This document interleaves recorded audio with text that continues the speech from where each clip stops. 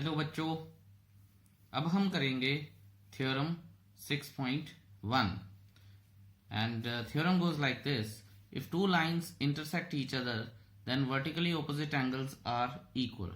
इसे हम proving of vertically angles बोलते हैं, जिसे हमने रिजल्ट पहले जिसका देखा था कि अगर दो लाइंस आपस में इंटरसेक्ट करती हैं तो वर्टिकली ऑपोजिट एंगल्स इक्वल होते हैं। ठीक है, तो उसे प्रूव करना है। तो बेसिकली अगर मैं ये मानता हूं, ध्यान से देखिएगा कि अगर मैं ये मानता हूं कि ये लाइन मान लीजिए ए बी है और ये लाइन मान लीजिए सी और डी है, ये एंगल 1 है, ये 2 है, ये 3 है, तो ये 4 है। अब हमारा रिक्वायर टू प्रूव क्या आ रहा है? हमारा रिक्वायर टू प्रूव है, पहले तो मैं गिवन लिख लेता हूं।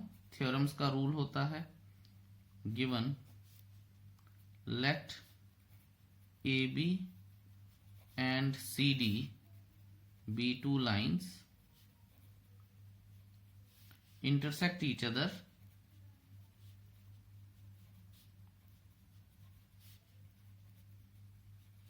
at O। ठीक है, ये ठीक है। अब रिक्वायर टू प्रूव क्या है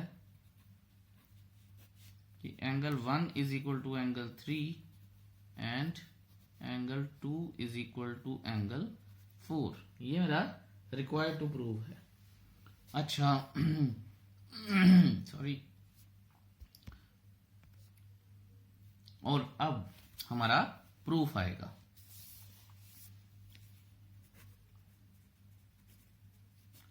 अब आप ये देखिए, मैं लिखता हूं यहां पे, ध्यान दीजिएगा कि since A B is a line, ठीक है, और ये गिवन है।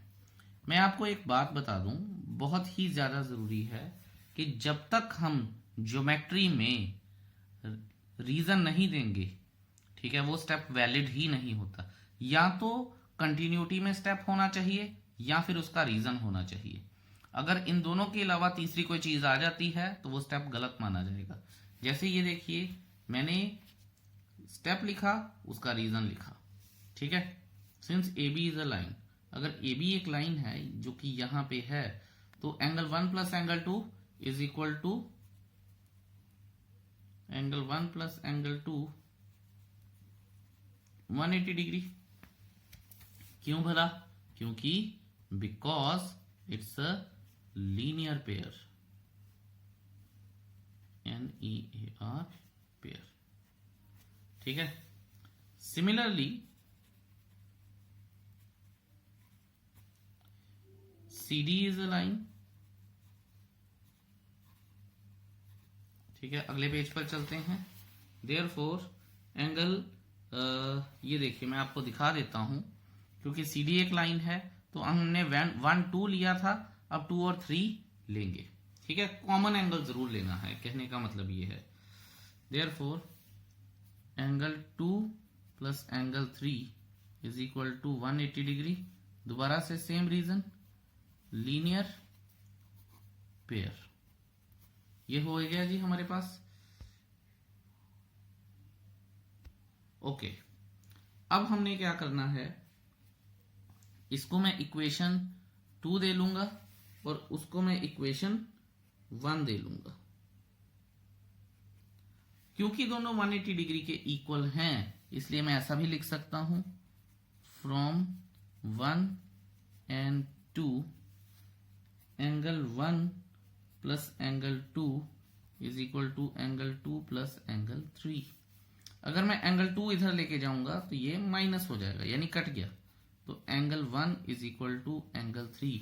यही तो मुझे प्रूव करना था। अगर आप देखेंगे यहाँ पे रिक्वायर टू प्रूव में क्या है, angle 1 is equal to angle 3, ठीक है। यहां मैं लिखूंगा hence proved,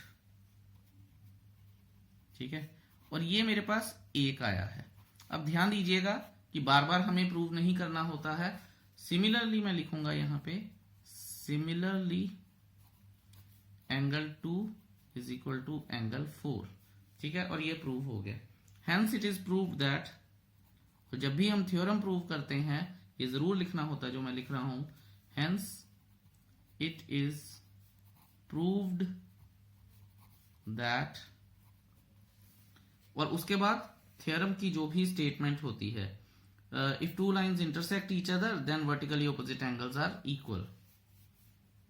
if two lines intersect each other then vertically opposite angles are equal। ये है हमारी थ्योरम 6.1। आई होप आपको क्लियर हो गई होगी। नहीं हुई, pause the video, go back, watch it again, important है। अब हम करेंगे example number 1।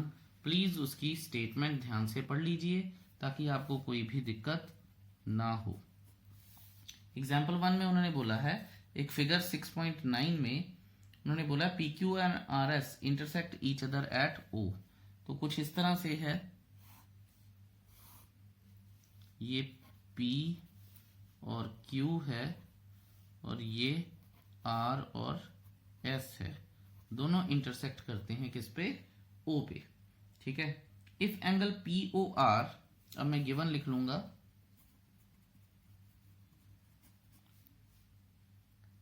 Lines PQ and RS intersect each other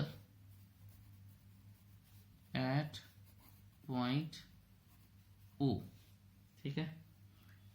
also क्या है, गिवन के अंदर ही है, angle POR is to angle ROQ is equal to 5:7।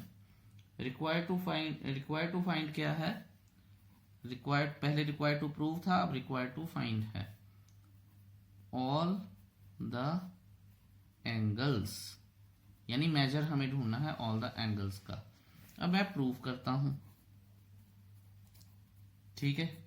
और बड़े ध्यान से देखिएगा, सिंस देखिए ज्योमेट्री कर रहा हूं मैं, तो देखिएगा करने का तरीका।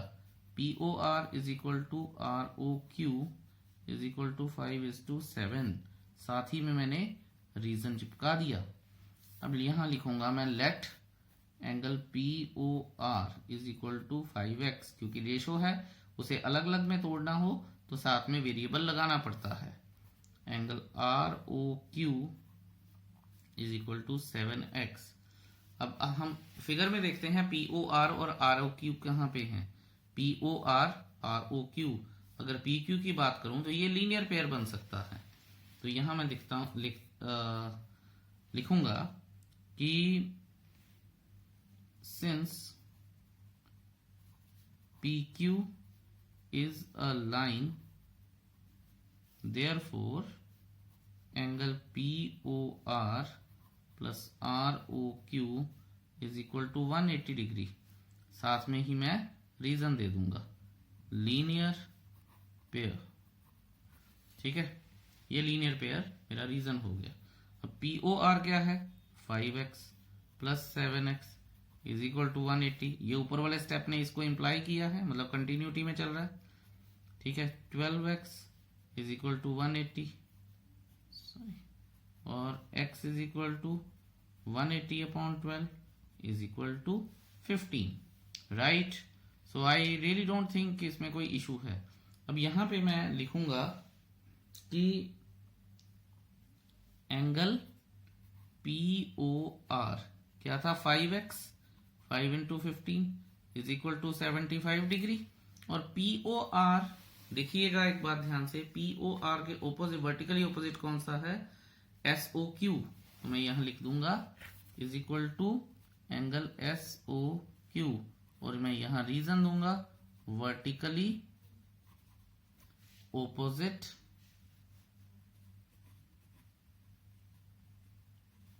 Angles. You got my point. इसके बाद मैं लिखूंगा ROQ is equal to 7 into 15 is equal to 105 is equal to ROQ के ऑपोजिट कौन सा है, SOP, और दोनों के लिए रीजन सेम है, वर्टिकली ऑपोजिट एंगल्स। हो गया जी क्वेश्चन। देखिए कितना आसान था। अगर कोई दिक्कत ना हो हमें तो इसमें कोई परेशानी आएगी नहीं। बाकी एक बार हम चेक कर लेते हैं। POR हमने माना था 5x और 5 POR के ऑपोजिट, और उसके बाद हमने माना था ROQ 7x। ठीक है, सो आई होप कि कोई परेशानी होगी नहीं। अब चलते हैं हम अपने अगले क्वेश्चन पे। लीजिए जी, कोई एग्जाम्पल 2 में आ गए हैं हम। जितनी भी इंफॉर्मेशन थी दे दी गई है। मैं सिर्फ आपको बता रहा हूं कि गिवन में जो भी लिखा है इज जस्ट अ फॉर्मेलिटी, हमें लिखना होता है एज इट इज नहीं, थोड़ा सा अपने वर्ड्स में। POQ एक लाइन है और उन्होंने बोला है कि OS एक रे है, ऐसे ही उस पे लाई कर रही है, और फिर जो OR है एक रे, वो एंगल POS को बाइसेक्ट कर रही है। मतलब बाइसेक्ट का मतलब कि ये वाला एंगल और ये वाला एंगल इक्वल हो गया, एडजेसेंट एंगल्स हैं और वो इक्वल हैं। इसी तरह से एंगल जो रे OT है वो बाइसेक्ट कर रही है एंगल SOQ को। इसका मतलब ये वाला एंगल और ये वाला एंगल इक्वल हो गया, कोई दिक्कत नहीं है। ठीक है, इसका मतलब एंगल 3 और 4 इक्वल हैं और ये एडजेसेंट एंगल्स भी हैं। ये क्वेश्चन काफी आसान हो सकता था अगर POS को x ना दिया होता, लेकिन उन्होंने तो इसको थोड़ा सा कॉम्प्लिकेट कर दिया है। अब हम करते हैं और देखते हैं कि क्या है। ये देखिए, ये मेरे पास एक रीजन है और ये मेरे पास एक रीजन है, और मुझे ढूंढना क्या है, ROT। तो मैं क्वेश्चन को ROT यानी एंगल 2 और एंगल 3 में ही रिस्ट्रिक्ट करूंगा। तो देखते हैं वो कैसे करना है, लेट्स सी। सबसे पहले मैं लिखता हूं कि since it is given that since वगैरह से नहीं शुरू करेंगे इस बार। इट इज गिवन दैट रे OS stands on the line POQ, या OS को ऐसे लिखो, रे नहीं लिखना, तो स्टैंड्स ऑन लाइन PQ।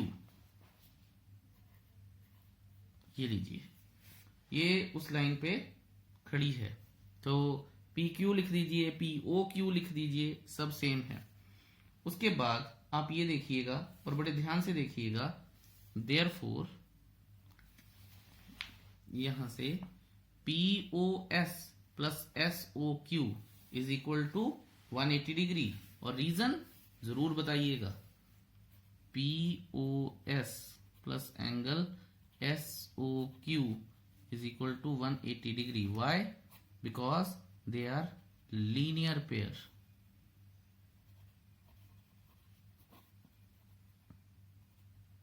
ठीक है, अच्छा, ये भी हो गया। अब आप इस चीज को बड़े ध्यान से देखिएगा कि उन्होंने क्या बोला है। उन्होंने बोला है POS तो x है, तो मैं POS की जगह पे x रख दूंगा। ठीक है, और मैं सिंपल SOQ के बारे में तो कुछ बोला नहीं गया, तो मैं इसको ऐसे ही रहने दूंगा। यहां रीजन जरूर दूंगा क्योंकि angle POS is equal to x। ठीक है, और ये गिवन है मेरे पास। ठीक है, रीजन जरूर देना है, बिना रीजन के तो बात बनेगी ही नहीं। अच्छा, अब एंगल जो SOQ है, this implies to angle SOQ is equal to 180 degree minus x आ जाएगा। ठीक है, यहां तक तो आई रियली डोंट थिंक कि कोई दिक्कत आई होगी। अब आप ये देखिए, ध्यान से देखिएगा कि since OR bisects angle POS, therefore angle 1 is equal to angle 2। ठीक है, यहां मैं लिख लेता हूं सिंस OR रे है बाइसेक्ट्स एंगल POS। ठीक है, therefore ध्यान से देखेंगे अब हम कि क्योंकि मैंने आपको बताया था, मैं दोबारा आपको फिगर के अंदर लेके जा रहा हूं, तो क्योंकि मुझे ROT निकालना है, तो ROS और SOT, तो पहले मैं POS, ये और ये इक्वल हैं, तो ROS की बात कर लेता हूं। अब देखते हैं कि ROS S is equal to half of angle POS, ठीक है, which implies to ROS is equal to half of angle of X, ठीक है। अच्छा, अब सिमिलरली SOT क्या आएगा? Similarly angle SOT is equal to half of angle SOQ, ठीक है, उसी को तो बाइसेक्ट कर रहा है ये। ध्यान दीजिएगा, अब बहुत ध्यान से देखिएगा। और SOQ की वैल्यू हमारे पास है, इसको अब मैं इक्वेशन 1 दे देता हूं। तो angle SOT is equal to half of 180 minus x from 1, ठीक है ना। तो इक्वेशन के अंदर जब मैं जाऊंगा तो क्या लिखूंगा? 180 half into 180 90 minus x by 2, ठीक है, और ये हो जाएगा SOT। अब आप ये देखिए, मुझे ROS प्लस SOT करना है, तो क्या आ जाएगा? ROT। तो मैं यहां पे इसको इक्वेशन 2 दे लेता हूं, सॉरी, और इसको इक्वेशन 3 दे लेता हूं। यहां आएगा एडिंग 2 एंड 3, तो ये आ जाएगा मेरे पास ROS plus SOT is equal to x/2 plus 90 minus x/2। ये और ये खत्म हो गए, तो ये कितना आएगा? 90 डिग्री। और ROS प्लस SOT क्या आ जाएगा? ROT, यही तो निकालना था मुझे, इज इक्वल टू 90 डिग्री। कोई दिक्कत नहीं होनी चाहिए आपको। अगर फिर भी कोई है तो मुझे जरूर बताइएगा। अब हम करेंगे एग्जाम्पल नंबर 3। लेट अस सी। चलिए जी, अब आ गए हैं हम अपने एग्जाम्पल नंबर 3 की ओर। एग्जाम्पल नंबर 3 में कुछ फिगर इस तरह से दी गई है, और फिर उन्होंने बोला है कि OP, OQ, OR और OS आर 4 रोज हैं, और हमें रिक्वायर्ड टू प्रूव क्या है कि POQ, देखते हैं यहाँ पे, POQ plus QOR plus SOR plus POS is equal to 360 degree prove करना है। अच्छा, अगर मुझे 360 डिग्री प्रूव करना है तो मैं रूल कौन सा लगाऊंगा? रूल तो कोई लग नहीं सकता। तो ध्यान दीजिएगा, रिक्वायर्ड टू प्रूव के बाद और प्रूफ से पहले अगर कोई कंस्ट्रक्शन हो तो वो लिखी जाती है। देखिए, जैसे मैंने प्रूफ लिखा था, देन आई रियलाइज कि यहाँ पे कंस्ट्रक्शन होगी, तो फिर मैंने कंस्ट्रक्शन कर दी है, ठीक है जी। और कंस्ट्रक्शन क्या है? Draw an opposite ray to OQ which is PQRS, T नहीं है तो मैं T लिख देता हूं। Draw an opposite ray to OQ, और रे opposite ray OT, I should write like this, to ray OQ। अच्छा, ये तो हो गया। अगर ये हो गया है तो फिर हमें पता है ऑपोजिट तो स्ट्रेट लाइन बनाती हैं। अब मैं इन पे नाम दे लेता हूं, एंगल 1, एंगल 2, एंगल 3, एंगल 4 और एंगल 5, ठीक है जी। अच्छा, सिंस यहां पे अब देखिएगा, since OQ and OT are opposite rays, therefore TOQ is a line. So angle 1 plus angle 5 is equal to 180 degree. क्यों? लीनियर पेयर, ठीक है। अच्छा, also angle 4 plus angle 3 plus angle 2 is equal to 180 degree. Straight line angles,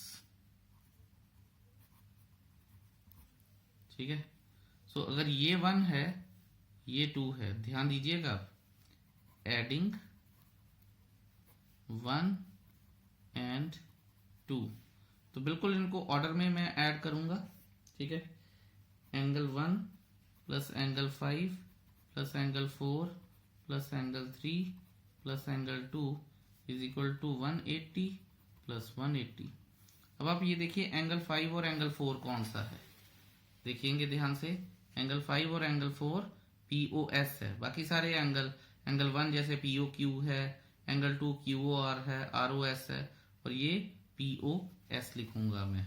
तो angle 1 मेरे पास क्या है, angle POQ plus angle POS plus angle ROS plus angle RQ या QOR is equal to 360 degree. और मुझे यही तो प्रूव करना था। ठीक है, यहां लिख देता हूं मैं, हेंस प्रूव्ड। आई होप ये समझने में आपको कोई दिक्कत नहीं हुई होगी। और exercise 6.1 is your homework. Do the homework nicely, और जो डाउट्स हैं मुझसे जरूर पूछिए। Thank you so much for watching this video so nicely and patiently. Have a beautiful day ahead. Bye bye.